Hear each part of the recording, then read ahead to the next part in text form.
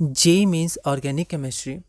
हमारा चैप्टर है हाइड्रोकार्बन्स और उसमें हम अल्कीन्स पार्ट में chemical reactions of alkenes topic पढ़ रहे हैं। अभी हमारा केमिकल रिएक्शन चल रहा है हेलोजिनेशन ऑफ अल्कीन्स। अगला क्वेश्चन है question number 64, identify product A and product B.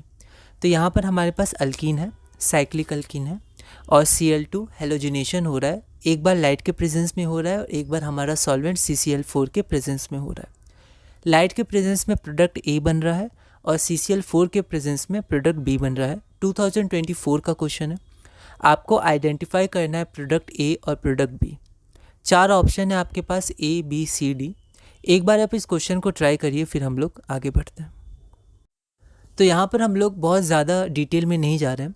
अभी हम लोग सिर्फ बेसिक्स देख रहे हैं किस तरह के क्वेश्चंस आते हैं और हम लोग कैसे उसको ब्रीफ में पढ़ के आगे बढ़ सकते हैं। ठीक है, बहुत ज़्यादा डिटेल में एक एक मैकेनिज़्म, उसके कुछ एक्सेप्शंस या फिर उनके काइनेटिक्स, अभी हम लोग ये सब कुछ नहीं देख रहे हैं। ठीक है, अगर क्वेश्चंस वैसा आता है तो अलग बात है, वरना हम लोग ज़्यादातर सिर्फ देख रहे हैं क्वेश्चन कैसे आते हैं और टू द पॉइंट हम लोग देखेंगे।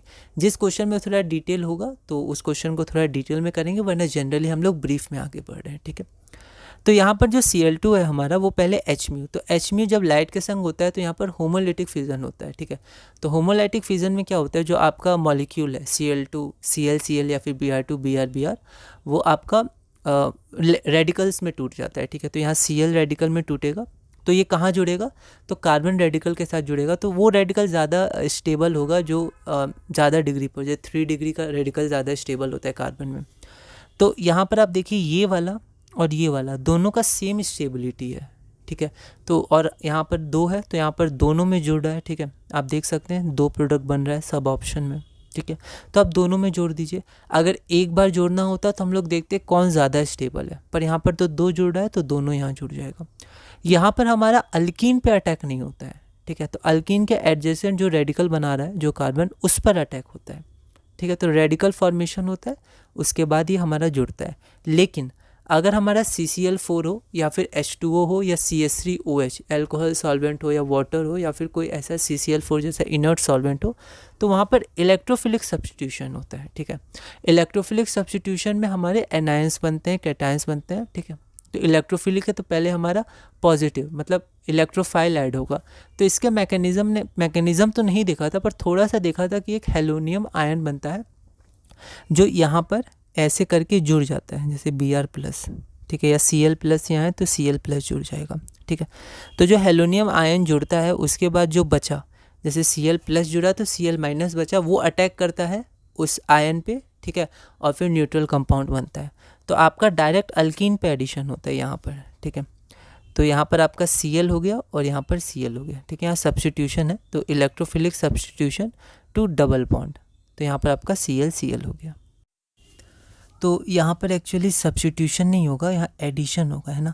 एडिशन क्यों होगा, सब्स्टिट्यूशन क्यों नहीं होगा, क्योंकि यहाँ पर आप देखिए डबल बॉन्ड है, तो अगर ये डबल बॉन्ड हटेगा तो यहाँ पर वैलेंसी एक बच जाएगी कार्बन की, है ना। कार्बन के पास 4 वैलेंसी होती है, एक वैलेंसी वो दोनों कार्बन डबल बॉन्ड से पूरा कर रहे थे, तो अब वो वैलेंसी वो Cl के साथ पूरा करेंगे।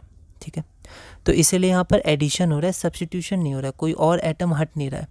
जो पहले यहाँ पर हाइड्रोजन था वो अभी भी है, कार्बन के संग बॉन्ड्स अभी भी हैं, बस Cl के संग बॉन्ड्स ऐड हो रहे हैं। तो इलेक्ट्रोफिलिक एडिशन है, तो यहाँ पर सब्स्टिट्यूशन नहीं होगा, यहाँ आपका एडिशन होगा। ठीक है, तो ये हमारा था हेलोजिनेशन ऑफ अल्कीन्स। अब हमारा अगला रिएक्शन है हाइड्रोजिनेशन, या इसको कैटेलाइटिक हाइड्रोजिनेशन भी बोलते हैं, क्योंकि कैटेलिस्ट के प्रेजेंस में होता है। जनरली निकल या पैलेडियम होता है, H2 होता है, बस हाइड्रोजन ऐड हो जाता है उसमें। ठीक है, हम मैकेनिज़्म में नहीं जाएंगे कि पहले अल्कीन बॉन्ड बनाता है सरफेस, जो निकल या पैलेडियम का सरफेस होता है, हाइड्रोजन्स पहले बॉन्ड बनाते हैं, वो ब्रेक होते हैं। अभी हम लोग डिटेल मैकेनिज़्म में नहीं जाएंगे क्या प्रोसेस हो रहा है। अगर क्वेश्चंस आएंगे तो अलग बात है, वरना जनरली सिंपल आपको डबल बॉन्ड में दोनों कार्बन जो डबल बॉन्ड बना रहे हैं उनमें एक H ऐड कर देना है, यहाँ एक H यहाँ ऐड कर देना है। ठीक है, तो वो आपका एडिशन हो जाता है। ओके, तो हमारा अगला रिएक्शन होगा हाइड्रोजिनेशन या कैटेलाइटिक हाइड्रोजिनेशन ऑफ अल्कीन्स। तो इस वीडियो में हमने अपना क्वेश्चन नंबर 64 और साथ में हेलोजिनेशन ऑफ अल्कीन्स के कुछ क्वेश्चंस पूरे किए, मतलब जितने हमने किए 64 तक 2 या 3 क्वेश्चंस होंगे। तो अगली वीडियो में हम अपना अगला रिएक्शन हाइड्रोजिनेशन या कैटेलाइटिक हाइड्रोजिनेशन ऑफ अल्कीन्स शुरू करेंगे।